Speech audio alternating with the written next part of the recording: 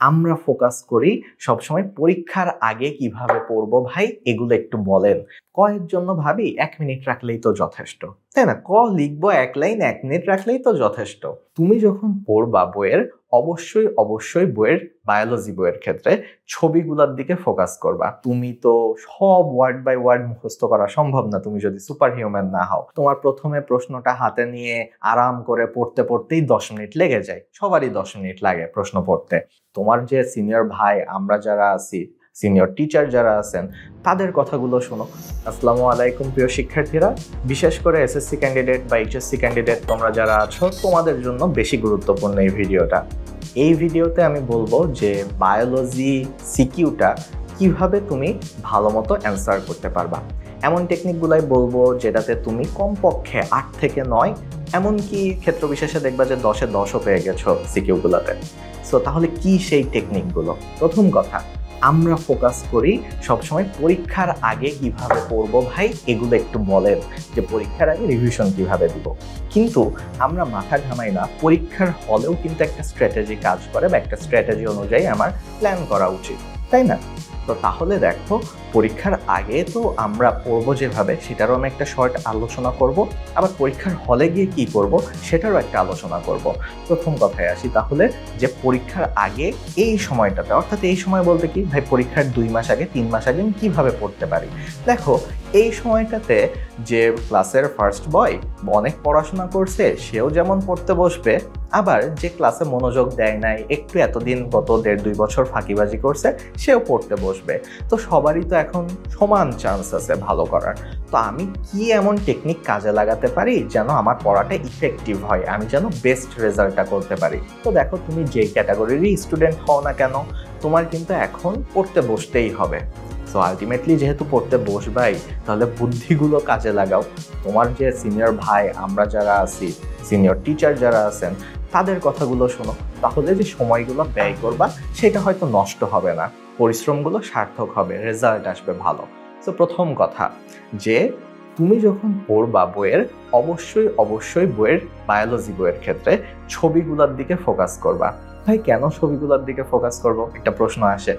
কথা হলো, বায়োলজিতে একটা কথা তো শুনছই যে ছবি যত আঁকবা তত বেশি মার্ক পাবা। সো এই যে তুমি যখন ছবি আঁকবা পরীক্ষার হলে, বা ছবি আঁকতে যাবা পরীক্ষার হলে, তখন ছবিটা আসবে কোথা থেকে? তুমি যদি পড়ার সময় না পড়ো। সো তুমি অনেক আগে হয়তো ছবি প্র্যাকটিস করছো বা নাও করছো, সেটাতে প্যারা নাই। এখন তোমার ছবিগুলো আঁকা আরেকবার করে প্র্যাকটিস করতে হবে, আরও বেশ কয়েকবার প্র্যাকটিস করতে হবে। এবং পরীক্ষার হলে তুমি যেভাবেই ছবিগুলো আঁকবা সেভাবেই কিন্তু এখন প্র্যাকটিস করতে হবে, ধরে ধরে পেন্সিল দিয়ে জাস্ট একটা এঁকে ফেললাম, এটা কিন্তু হবে না। ওকে, দ্বিতীয় কথায় আসি। বইয়ের কিন্তু প্রত্যেকটা লাইন বাই লাইন যে মুখস্থ রাখা লাগে এরকম তো না, তাই না? তোমার যে ক্লাসের ফার্স্ট বয়, সব থেকে ভালো স্টুডেন্ট যাকে তুমি মনে করো, সেও কিন্তু বইয়ের লাইন বাই লাইন মুখস্থ পারে না। আমরা যারা তোমাদেরকে পড়াই, তোমাদের টিচার যারা, কেউই কিন্তু বইয়ের লাইন বাই লাইন মুখস্থ করে না, তাই না? সো লাইন বাই লাইন মুখস্থ করলেই যে তুমি ভালো রেজাল্ট করবা, এটার কোনো মানে নাই। তোমার যে সংজ্ঞা টাইপের প্রশ্নগুলো আসে, অর্থাৎ ক নাম্বার প্রশ্ন আসে সিকিউতে, সেগুলো হয়তো line by line, word by word মুখস্থ করে উত্তর করতে পারলে ভালো, ওইভাবেই উত্তর করা উচিত। যদি না পারো, তাও সেটার আমি একটা টেকনিক বলে দিব। সে তুমি মুখস্থ ধরো, পরীক্ষার হলে মনে পড়ছে না, মুখস্থ করছো বাট পরীক্ষার হলে মনে পড়ছে না, কি করব সেটা আমি বলবো। বাট তুমি চেষ্টা করবা সংজ্ঞাগুলো মুখস্থ করে ফেলার। বাট সংজ্ঞাগুলো বাদে যে জায়গাগুলো আছে, বইয়ের বেশিরভাগ জায়গা, অর্থাৎ 90% জায়গা, সেগুলা দেখা যায় 2 ক্যাটাগরির স্টুডেন্টের কথা বললাম না, যারা বেশি পড়াশোনা করে। তারা করে কি, যে ভাই এই যে বইয়ের বাকি জায়গাগুলো, এগুলোও একেবারে মুখস্থ করে ফেলবো। এই মুখস্থ করতে যে ব্রেইন তোমার তো এত প্রেশার হ্যান্ডেল করতে পারবে না। তোমার তো সাবজেক্ট খালি বায়োলজি না, তোমার সাবজেক্ট আরো অনেকগুলো আছে, physics, chemistry, math, Bangla, English, ICT. তো এখন এতগুলো সাবজেক্ট তুমি তো সব ওয়ার্ড বাই ওয়ার্ড মুখস্থ করা সম্ভব না, তুমি যদি সুপার হিউম্যান না হও। তাহলে যেহেতু আমরা এভারেজ স্টুডেন্ট, আমরা ওইভাবেই চিন্তা করি, আমরা প্রত্যেকটা মুখস্থ করব না, আমরা বুঝে পড়ব। এমনভাবে বুঝে পড়বো যেন পরীক্ষার খাতায় লিখে আসতে পারি নিজের ভাষায়। বইয়ের ভাষায় কেন লিখবো? একটা গ বা ঘতে প্রশ্ন আসছে, আমি বইয়ের ভাষাটাকে, বইয়ের তথ্যটাকে নিজের ভাষায় লিখে আসবো। ঠিক আছে, একটা সাবলীল ভাব আসবে। অন্যদিকে তোমার যে আরেক ক্যাটাগরির স্টুডেন্ট আছে যে হ্যাঁ ভাই পড়বই না, যেহেতু এটা মুখস্থ করা লাগবে না, তো আমি পরীক্ষার হলে বানায় বানায় লিখে দিয়ে আসবো। ভালো কথা। তো তুমি তাহলে পরীক্ষার হলে বানায় লিখতে বসলা, তোমাকে জিজ্ঞেস করলো পরীক্ষায় গ বা ঘতে আসছে পরিফেরার বৈশিষ্ট্য লেখো। তুমি পরিফেরার বৈশিষ্ট্য বানায় কি লিখবা? যে ভাই পরিফেরা পরীর মতো দুইটা ডানা আছে, রাতের বেলা আসে। এগুলো তো আসলে বলা উদ্ভট গল্প হয়ে যায়, তাই না? তো তাহলে আমাদেরকে তথ্যটা তো অন্তত জানতে হবে, বানায় আমি যতটুকুই লিখি মূল সারমর্মটা তো পড়তে হবে। তাহলে তোমরা যারা ফাঁকিবাজি করার চিন্তা ভাবনা করছো তাদের জন্য সাজেশন, অন্তত একবার দুইবার হলেও রিডিং দাও। মুখস্থ করার দরকার নেই, মুখস্থ করবা খালি যেগুলো ডিরেক্ট ক নাম্বারের প্রশ্ন আসে সংজ্ঞাগুলো। এখন তাহলে পরীক্ষার আগে কিভাবে পড়বো এর থেকে বেশি আর আমি বললাম না, কারণ যত বেশি বলবো তোমার তত আগ্রহ কমে যাবে। ঠিক আছে, যত বেশি বলবো স্ট্র্যাটেজি তত তুমি এগুলো ভুলে যাবা। তাহলে দুইটা জিনিস মনে রাখবা, এক, ছবি বুঝে বুঝে পড়বো, দুই, আমার সব মুখস্থ করার দরকার নাই, বাট পুরাটা একবার রিডিং দিব যেন যেখান থেকে প্রশ্ন আসুক নিজের ভাষায় লিখে দিয়ে আসতে পারি। ওকে, সো এখন আসি পরীক্ষার হলে কি করতে পারি। পরীক্ষার আগের দিন পর্যন্ত তো পড়লাম, পরীক্ষার হলে বসে আমি কি করতে পারি? এটা আসলে অনেকে চিন্তাই করে না, ভাবে যে আমি যত বেশি পড়ে যাব, পরীক্ষার আগে যত বেশি পড়বো পরীক্ষার হলে বসে আসলে করার কিছু নাই, খালি তো লিখেই যাব, কোনো প্ল্যানিং এর দরকার নাই। আর আরেকজন ভাবে, আরেক ক্যাটাগরির স্টুডেন্ট ভাবে যে ওকে আমি তো এতদিন পড়াশোনা করি নাই, পরীক্ষার হলে বসে আর কি করব। সো দুইজন দুই রকম করে ভাবতেছে। ওকে, তো তাহলে সেই ক্ষেত্রে তোমরা দুইজনই ভুল, দুই ক্যাটাগরির স্টুডেন্টই ভুল। তোমাদের দুইজনেরই কিন্তু পরীক্ষার হলে সব কিছুই উলটপালট হয়ে যেতে পারে। অনেক ভালো প্রিপারেশন নিয়ে এসেও খারাপ হয়ে যেতে পারে, আবার একটা মিডিয়াম লেভেলের প্রিপারেশন নিয়ে এসেও পরীক্ষা খুবই ভালো হয়ে যেতে পারে। সো পরীক্ষার হলে বসে কি করব সেটাই এখন বলবো। প্রথম কথা, পরীক্ষার হলে বসে তিনটা আমরা কাজের দিকে বা তিনটা জিনিসের দিকে ফোকাস করব। তিনটা পয়েন্ট মনে রাখবা। কি কি তিনটা পয়েন্ট? এক, উদ্দীপক আর প্রশ্ন, এটা বুঝতে হবে। দুই, উত্তর কিভাবে করব সেটার একটা ক্লিয়ার প্ল্যান থাকতে হবে। তিন, টাইম ম্যানেজমেন্টটা কিভাবে করব সেটা আগের থেকে ঠিক করে যেতে হবে। তাহলে চলো একটা একটা করে আসি। উদ্দীপক বা প্রশ্ন কিভাবে বুঝবো? বায়োলজি সিকিউ এর ক্ষেত্রে উদ্দীপক দুই রকম আসতে পারে। এক, ছবির উদ্দীপক, দুই, লেখা উদ্দীপক। তাহলে দেখো, তোমাদেরকে কিন্তু মাত্রই বললাম তুমি যদি রিভিশনের সময় বা এই যে পড়ার সময় ছবিটা দেখে দেখে পড়ো, তাহলে কিন্তু তোমার ছবির উদ্দীপক দেখে চিনতে সমস্যা হবে না। প্রথমেই তাহলে যখন ছবির উদ্দীপক পাবা, আগে চিনতে হবে যে এই ছবিটা কিসের। এইটা কি পরিফেরা, এটা কি নিডারিয়া, নাকি এটা হার্টের ছবি, এটা কিডনির ছবি, এটা ফুসফুসের ছবি। তাহলে এগুলো আমাকে চিনতে হবে। দ্বিতীয়ত, এই যে ছবি খালি যে চিনতে হবে সেটাও না, এমনভাবে উদ্দীপক আসতে পারে যে ছবির ভিতরে মার্কিং করে দিছে এ বি সি, কোনটা কি তোমার বুঝতে হবে, বুঝে উত্তর করতে হবে। তো তাহলে দেখো, তোমার কিন্তু যখন হার্ট আঁকাবা, অ্যালভিওলাস আঁকাবা বা অন্য কিডনি, নেফ্রন এগুলো আঁকাবা, ছবিগুলো যখন প্র্যাকটিস করবা তখন প্রত্যেকটা অংশের দিকে মনোযোগ দিতে হবে, যে পরীক্ষায় যেন একটা অ্যারো দিয়ে দিলে বুঝতে পারো যেটা কোন জায়গাটা বোঝাচ্ছে, কোন অংশটা বোঝাচ্ছে। তাহলে ছবি চিনতে হবে, ছবির অংশটা চিনতে হবে। এইবার আসি, যদি লেখা উদ্দীপক থাকে তাহলে সেই ক্ষেত্রে আমি কি করব? লেখা উদ্দীপক যদি থাকে ভাইয়া, তাহলে প্রথমেই একবার ঠান্ডা মাথায় পড়ে নাও। ঠান্ডা মাথায় পড়ে যদি না বুঝো, আর একবার ঠান্ডা মাথায় পড়ে নাও। কারণ তুমি যদি উদ্দীপকটাই ভুল ইন্টারপ্রেট করো, তোমার গ ঘ তুমি অনেক পেজ ধরে লিখলা, মার্ক একটুও পাবা না। ঠিক আছে, তোমার উপরে দয়া মায়া করে কিন্তু মার্ক দিবে না একটু, তুমি যদি ভুল লিখে আসো। তো তাহলেই আগে কিন্তু উদ্দীপকটা পড়া বা ছবি চিহ্নিত করা, এটা খুবই খুবই গুরুত্বপূর্ণ কাজ, সব থেকে গুরুত্বপূর্ণ কাজ, তাই না? তো কারণ এর উপরে ফুল মার্কটা ডিপেন্ড করতেছে। তাহলে দেখো, যখন আমি লেখাগুলো পড়বো, পড়ে আমার বুঝতে হবে যে আমার বইয়ের কোন টপিক থেকে প্রশ্নটা হয়েছে, কোন চ্যাপ্টার থেকে প্রশ্নটা করছে। তাহলে সেটা আমি যখন চিনে ফেললাম, এরপরে তোমার তাও যদি মনে হয় যে ভাইয়া আমি তো ভুলে যেতে পারি, বা লিখতে লিখতে হয়তো ভুলে যেতে পারো যে কোন টপিক যেন বলছিল, ভুলে গেছি, মনে নাই, তাহলে সেই ক্ষেত্রে এক কাজ করতে পারো যে প্রশ্নে যদি আন্ডারলাইন করতে বাধা না দেয় পরীক্ষার হলে, তাহলে একটা ছোট্ট করে আন্ডারলাইন করে রাখতে পারো যে হ্যাঁ এইটা হলো মেইন শব্দ, কিওয়ার্ড। পুরো উদ্দীপকে তো অনেক ক্যাচাল লেখা, অনেক ব্যক্তির নাম দেওয়া, অনেক লোকের নাম দেওয়া, বাট মেইন শব্দ আছে ধরো দুইটা, সেই দুইটা শব্দের নিচে দাগ দিয়ে রাখবা, যেন তোমার গ আর ঘ উত্তর করতেছে পরে কনফিউজ না হয়ে যাও। দ্বিতীয় কথা হলো যে বায়োলজির ক্ষেত্রে অনেকে এটা ভাবে না, তো কি সেটা হলো তুমি একটা পেজ রাখতে পারো রাফ করার জন্য, মানে পরীক্ষার খাতার লাস্টের পেজটা রাফ করার জন্য রাখতে পারো।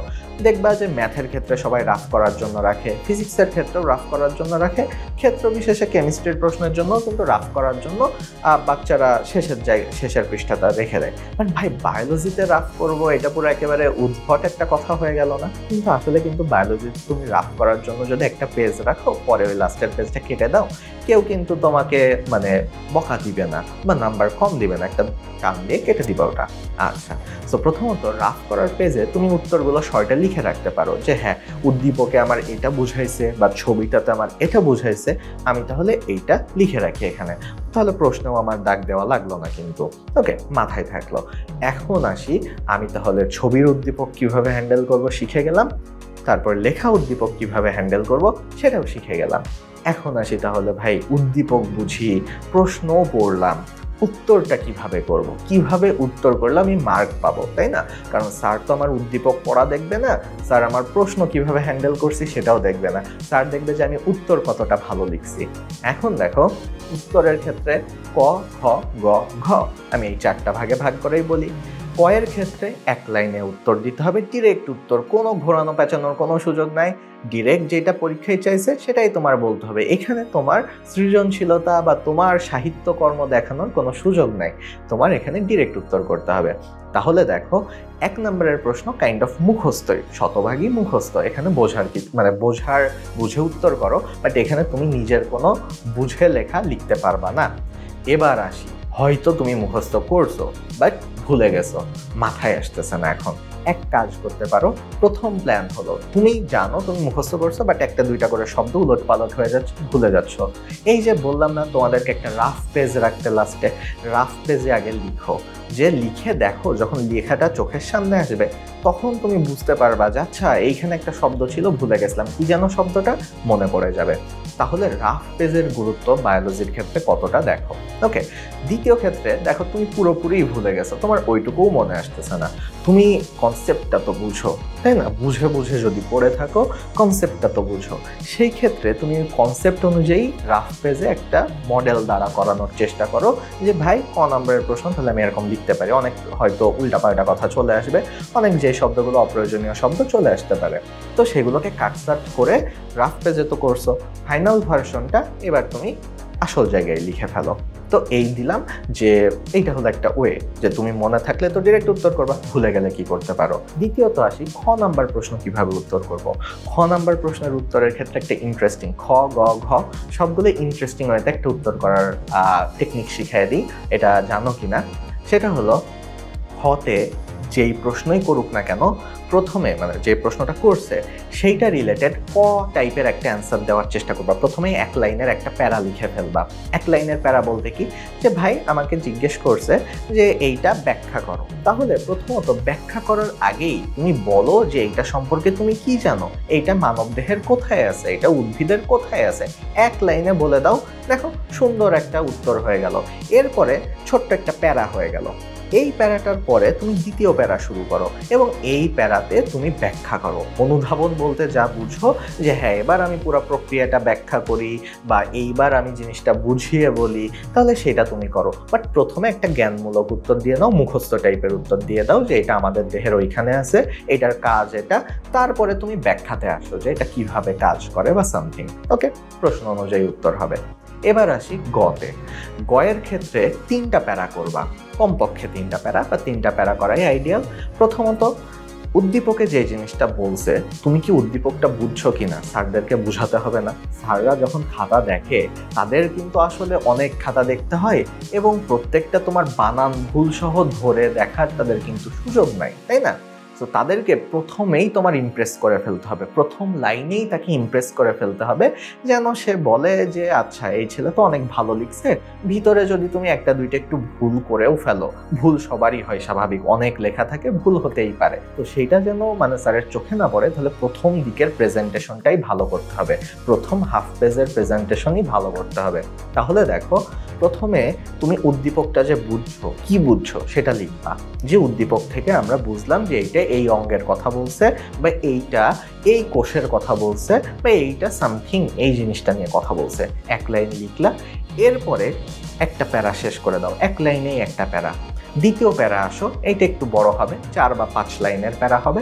এখানে তুমি লিখবা যে তুমি বইয়ের থেকে যা যা জানো ওইটার ব্যাপারে, যে হ্যাঁ এখনো কিন্তু ডিরেক্ট তুমি উত্তর করতেছো না, এখনো কিন্তু ডিরেক্ট উত্তর না, তুমি জানো সেটা দেখাচ্ছ, যে হ্যাঁ আমি জানি যে এই অঙ্গটা এরকম এরকম কাজ করে। এটা ধরো 4-5 লাইন, বেশিক্ষণ আবার এটা আবার দিয়ে পুরো পেজ ভরায় ফেলবা না, স্যার কিন্তু বিরক্ত হয়ে যাবে। এরপরে করবা কি, আসল প্যারাতে আসবা, যেখানে তোমার একেবারে যে উত্তরটা চাইছে, যে হ্যাঁ ভাই বৈশিষ্ট্য ব্যাখ্যা করো অথবা তুলনা করো, একটা পার্থক্য বলো।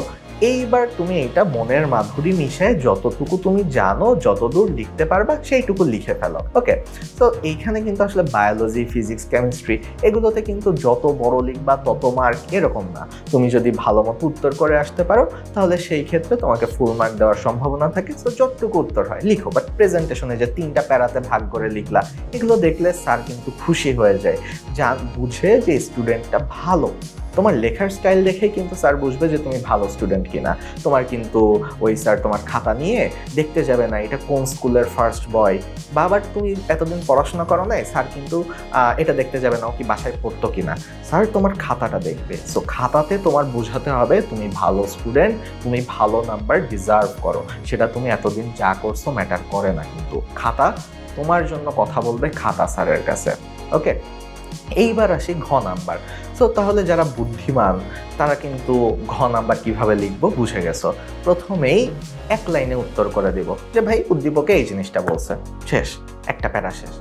এইবার দ্বিতীয় প্যারাতে আমি একটু ব্যাখ্যা করব যে আচ্ছা আমি জানি এইটার ব্যাপারে, বইতে ওই জায়গায় ছিল, ওই তথ্য ওই টপিকে ছিল, আমি সেটা ব্যাখ্যা করব। এরপরে যে আরেকটা প্যারা যেটা করবা সেটাতেই আসল উত্তরটা তুমি বলে দিবা যে ওকে এইখানে এটা বুঝাইছে, এটার পুরো প্রক্রিয়াটা ব্যাখ্যা করি, আমি এইভাবে করলাম, অথবা এটা তুলনা করতে বলছে আমি তুলনা করলাম, অথবা এটার বৈশিষ্ট্য লিখতে বলছে আমি বৈশিষ্ট্য লিখলাম। আচ্ছা, এইবার তোমাদেরকে বলি কয়েকটা গুপ্ত বুদ্ধি, গোপন বুদ্ধি, যেগুলো দিয়ে তুমি মার্ক আরো 1-2 বাড়াতে পারবা। সেটা হলো, যখন তুমি লিখবা, বললাম না 3টা প্যারা করবা গ আর ঘতে, তাহলে 3টা প্যারা করতে বললাম, তো প্রথম 2টা প্যারা হাফ পেজে শেষ হয়ে যায়, এরপরেই তুমি ছবিটা আঁকায় ফেলবা। যদি সম্ভব হয় যে যেই রিলেটেড টপিক ওইটার ছবি আঁকায় ফেলবা, বা জোর করে আঁকাতে যেও না যে ছবি নাই তাও বানায় দিলাম ছবি, এরকম করতে যেও না। ছবি যদি থাকে তাহলে ছবিটা আঁকায় ফেলবা, সুন্দর মতো মার্কিং করবা। ওকে, আচ্ছা, তারপরে তুমি আসল উত্তরটা লিখলা। এই ঘয়ের ক্ষেত্রেও সেম, তুমি ক খ লিখে মানে প্রথম যে 2টা প্যারা, এই 2টা প্যারা লিখে ফেললা, এরপরে ছবিটা আঁকালা, যে রিলেটেড ছবি থাকবে, এরপরে তুমি আসল উত্তরটা করো।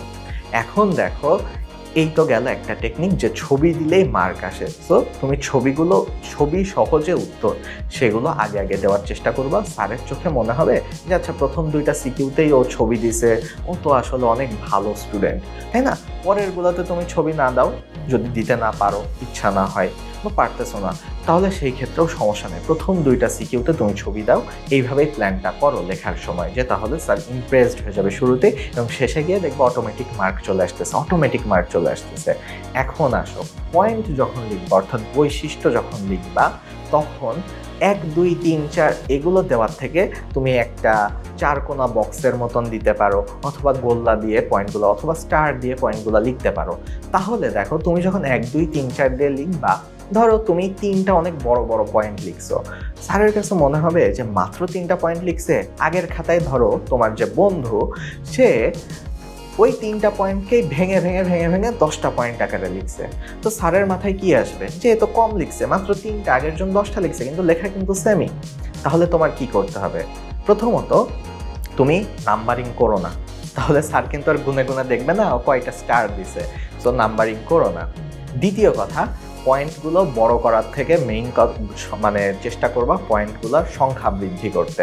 ওকে, স্টার অনেকগুলো যেন হয়, এইভাবেই যেন লিখবা। স্যারের চোখে দেখে মনে হয় তুমি লিখছো 8টা, স্যার মনে করবো ও তো 20টা লিখছে। ওকে, এরকম কিন্তু আসলে হয়ে যায় যখন দ্রুত খাতা দেখতে হয়, একটা পজিটিভ ফিল আসে ভিতরে, তখন কিন্তু অটোমেটিক